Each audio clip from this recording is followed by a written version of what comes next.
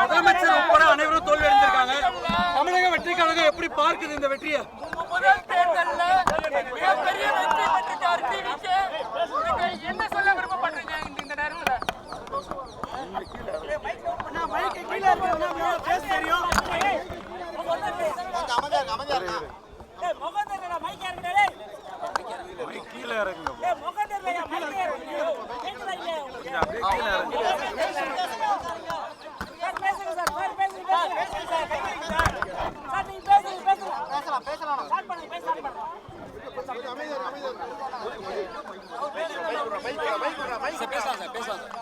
உணர்ச்சி பூர்வமான தருணம். தமிழக வெற்றி கழகத்தின் சார்பில், எங்களுடைய தலைவர் விஜய் அவர்களின் சார்பில் ஆதவர்ஜுன ஐயா நான்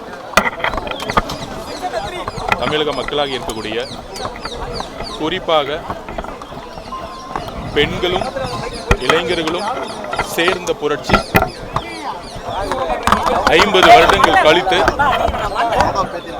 வருடங்கள் கழித்து தமிழ்நாட்டில் ஒரு புதிய புரட்சி உருவாகிய நாள் இன்று. மன்னராட்சியின் ஒழிக்கப்பட்ட நாள். பிறப்பால்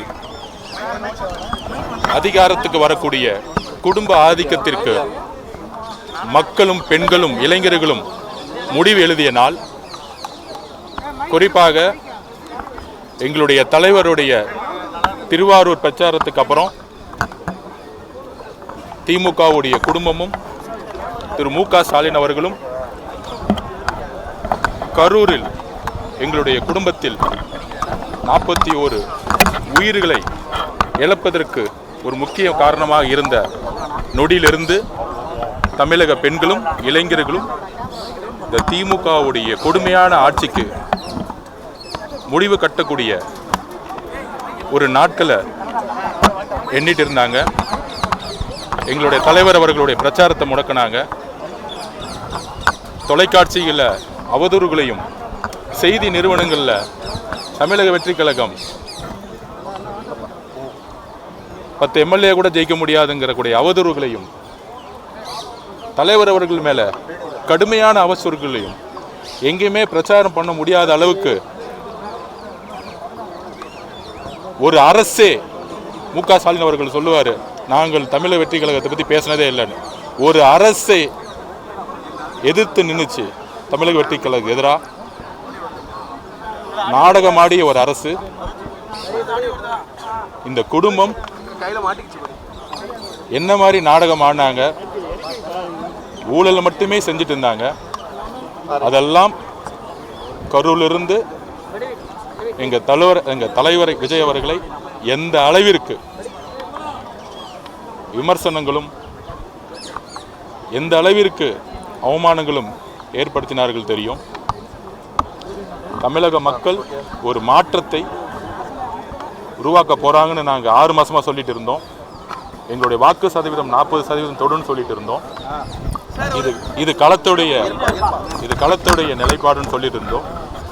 ஆனால் 75 வருட கட்சிகள் 50 வருட கட்சிகள் எள்ளி நகையாடினார்கள்.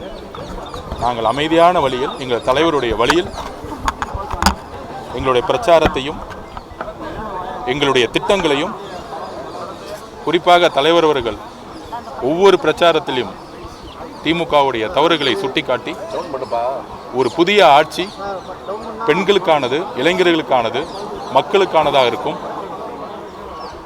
தலைவருடைய பிரச்சாரம் தமிழக அரசியலையே புரட்டி போட்டிருக்கு. இந்த வரலாறு, இன்றைய வரலாறு இந்தியாவே எதிர்பார்க்காத ஒரு வரலாறு. இதை இந்த வரலாற்றுடைய வெற்றியை கரூரில் இழந்த எங்களுடைய 41 குடும்பத்துடைய உறவுகளுக்கு நாங்கள் சமர்ப்பிக்கிறோம். எங்களுடைய தலைவர் விஜய் அவர்களுக்கான வெற்றி எங்கள் மீதும் எங்கள் வேட்பாளர்கள் மீதும் பெண்கள் தன்னுடைய எங்கள் தலைவரை ஒரு பையனா, ஒரு மகனா, அண்ணனா, தம்பியா, ஒரு உணர்வுபூர்வமான ஒரு நம்பிக்கையான தலைவரையும் வேட்பாளர்கள் எல்லாரையும் தன்னுடைய குடும்பத்தில் ஒரு உறவுகளாக பார்த்ததுனால தான் இன்னைக்கு தமிழக வெற்றி கழகம் ஒரு மாபெரும் வெற்றியை பார்த்துருக்கு. திமுக கழகத்துடைய பண அரசியல் இந்த தேர்தலில் ஒரே ஒரு வெற்றி என்னன்னா, தமிழ்நாட்டில் ஒரு ஜனநாயகத்துக்கு கிடைத்த வெற்றி. தமிழக வெற்றி கழகம் ₹1 கூட ஓட் ஃபார் கேஷ், ஓட்டுக்கு பணம் கொடுக்காம இத்தனை வெற்றிகளை சாத்தியப்படுத்தணும்னா, தமிழ்நாடுனா பண அரசியலுங்கிற கலாச்சாரத்தை தமிழக மக்கள் தூக்கி எறிஞ்சிருக்காங்க. சாதி அரசியலை தூக்கி எறிஞ்சிருக்காங்க, மத அரசியலை தூக்கி எறிஞ்சிருக்காங்க. இதையெல்லாம் சாத்தியப்படுத்திய எங்களுடைய தலைவர் விஜய் அவர்கள் மக்களுடைய உணர்விலையும் நம்பிக்கையிலையும் ஒரு பெரிய உணர்வு ரீதியாக ஒவ்வொரு குடும்பத்திலும் இருக்கிறாருங்கிறத இன்னைக்கு தமிழகம் உணர்ந்திருக்கும். எல்லா செய்தி நிறுவனங்களும் உணர்ந்திருக்கும், பத்திரிகையாளர்களும் உணர்ந்திருப்பாங்க. திமுகவுடைய பண அரசியல், குடும்ப அரசியல், வாரிசு அரசியல், மன்னராட்சி தூக்கி எறியப்பட்ட நாள். கொளத்தூர்ல மு.க. ஸ்டாலின் அவர்கள் தோல்வியுற்றதுக்கான முக்கியமான காரணம், எதிர்கட்சியாக இருக்கும்போது அவர் என்னென்ன சொன்னாரோ அதை எதுவுமே செய்யாம குடும்ப ஆட்சியை மட்டுமே ஃபோக்கஸ் பண்ணி ஊழலை செஞ்சாரு, பண அரசியலை உருவாக்கினாரு. ஒவ்வொரு தொகுதியிலும் 50 கோடி 60 கோடின்னு திமுக செலவு பண்ணாங்க. அந்த மாதிரி அமைச்சர்களையும் வேட்பாளர்களையும் மக்கள் தூக்கி எறிஞ்சிருக்காங்க. இந்த வெற்றி தமிழக பெண்களாக இருக்கக்கூடிய எங்களுடைய அம்மா, அக்கா, தங்கை எல்லோருக்கும், இளைஞராக இருக்கக்கூடிய அண்ணன், தம்பி எல்லோருக்கும், எங்களுடைய தலைவருக்கும் சமர்ப்பிக்கிறோம். எல்லோருக்கும் மனமார்ந்த, நான் கம்ப்ளீட் பண்ணல, எல்லோருக்கும் மனமார்ந்த நன்றின்னு சொல்ல விரும்பல. உங்களுடைய குடும்பத்தில் ஒரு ஆளா எங்களுடைய தலைவருடைய ஆட்சி உறுதியாக ஏழைகளுக்காகவும் பெண்களுடைய பாதுகாப்பிற்காகவும் இளைஞர்களுக்காகவும் இருக்குங்கிற ஒரு அர்ப்பணிப்போடு எங்களுடைய ஒவ்வொரு பாதையும் நாங்கள் எடுத்து வைக்க போறோம். கொடுத்த வாக்குறுதிகள்லாம் விரைவில் செய்வீங்களா இல்ல 2-3 ஆண்டுகளுக்கு பிறகு செய்ய திட்டமா?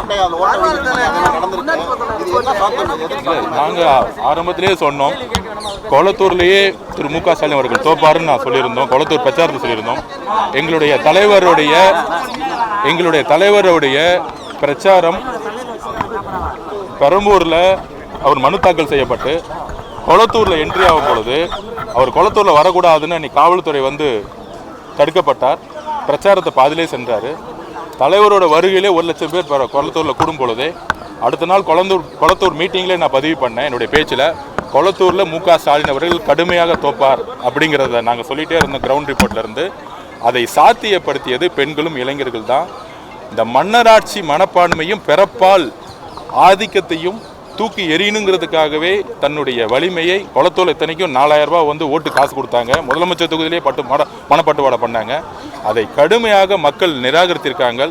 பண அரசியலும் சாதி அரசியலும் மத அரசியலும் எதிர்க்கக்கூடிய ஒரு புதிய அரசியலை தமிழக மக்களும் புதிய இளைஞர்களும் பெண்களும் உருவாக்கிய இந்த வெற்றியை, அதுவும் எங்களுடைய தலைவர் விஜய் அவர்களுடைய நம்பிக்கை தான் இதோட வெற்றிங்கிறத பதிவு. அப்புறம் பேச 7 மணிக்கு